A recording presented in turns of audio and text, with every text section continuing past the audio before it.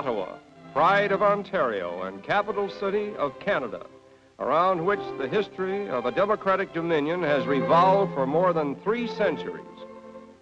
It was chosen by Queen Victoria as the seat of government for the Dominion of Canada in 1858, and 7 years later, the first session of the Canadian Parliament was inaugurated here. Aside from history, these famous buildings are a fitting tribute to the development of Canada from a vast wilderness into a modern and progressive country. Rising impressively above the Parliament structures is the Peace Tower, containing Canada's immortal Book of Remembrance. Blending harmoniously with the old world charm of the Parliament buildings stands the imposing Chateau Laurier, named after the famous Canadian statesman, Sir Wilfrid Laurier, who was the first French-Canadian Prime Minister. It's a far cry from this majestic edifice and the modern times in which it is centered to the faraway days in old Huronia, when the disciples of civilization first scattered their seeds over the land that is now known as Ontario. These rare old paintings are actual scenes from the past, when Fort Ste. Marie was the beacon light of civilization in North America. Among the Jesuit missionaries who first brought Christianity to the native Indians in Ontario, several were tortured to death by the heathens they tried to convert. And in commemoration of their martyrdom, this church, known as the Shrine of the Martyrs, now stands on the very ground in which the ashes of at least 2 of the martyrs were buried.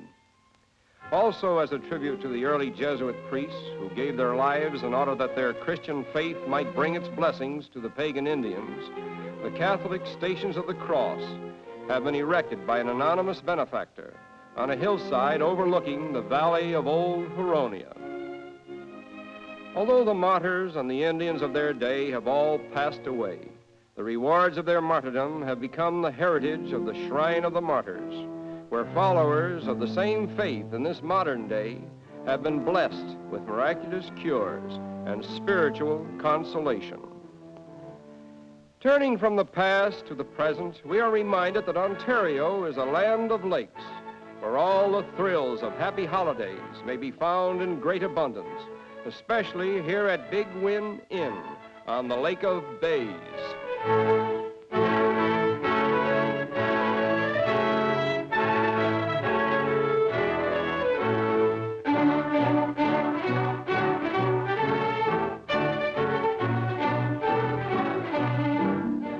We are told that this beautifully appointed modern summer resort was once the happy hunting ground of a tribe of Indians under the guidance of a great chief known as Big Win, in memory of whom the present resort is named. Ontario's great chain of lakes extends itself profusely throughout the province and offers a variety of settings, ranging from the grandness of Big Win to the simple and more rustic allure of Killarney Lodge in Algonquin Park, where we now pause to rest and play.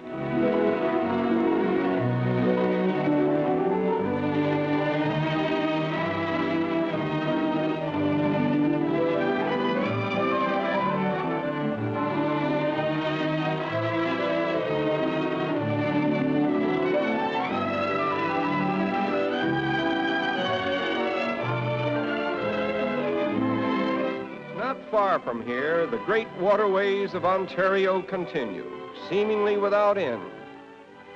We are now cruising on Lake Opiongo, the largest body of water in Algonquin Park, which is noted for its sequestered glens, rolling hills, and good fishing.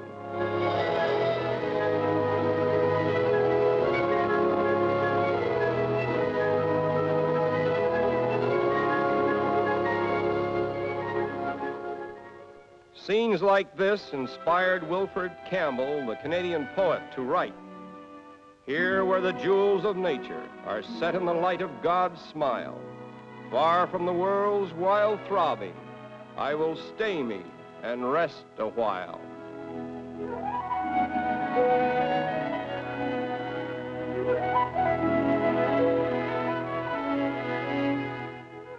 In this land of lakes, portage by canoe is a popular diversion, even as it was once the chief means of travel for the Indians and first white traders. Well, look who's here. Who said fishing was exclusively for men? And she's got something on the end of the line, too. But it's not a fish. Go ahead, try it again and again and again. It's fun. Then sit down here with the men and enjoy the fish, which they caught and you should have cooked. In Ontario, it's water, water everywhere. And it's not necessary to journey great distances from the key centers to enjoy it. Strange as it may seem, this is a waterway in the city of Toronto. Being a land of lakes, it is only natural that Ontario should also be a land of boats. We are now visiting the Royal Canadian Yacht Club in Toronto, one of Canada's outstanding centers of diversion.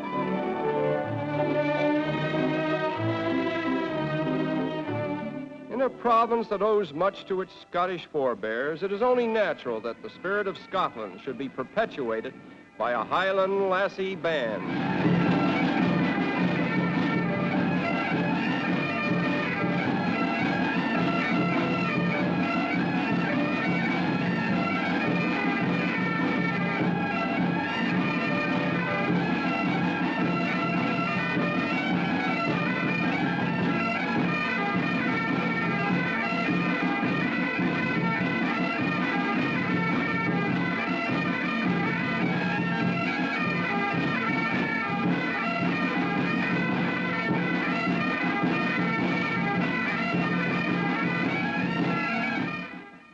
Just across the bay from the yacht club, we behold the hazy skyline of Toronto, Ontario's capital and Canada's second largest city, as well as an important shipping center for boats plying the Great Lakes.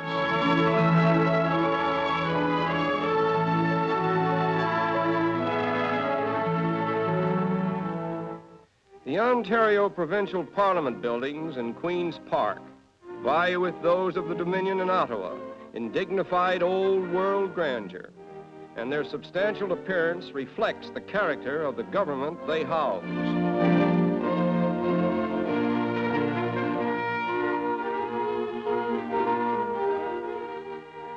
Another charming old landmark in Toronto is this so-called Casa Loma, built by the late Major General Sir Henry Pellet in fulfillment of a boyhood dream. Situated as it is on Lake Ontario, midway between New York and Chicago, Toronto has become a popular convention city, thereby justifying its Indian name, Toronto, which means a place of meeting. No visit to Ontario would be complete without a trip to Niagara Falls, and one of the most delightful approaches to it is by boat from Toronto across Lake Ontario. The journey requires only a few hours, and it leads us to one of the 7 natural wonders of the world, Niagara Falls.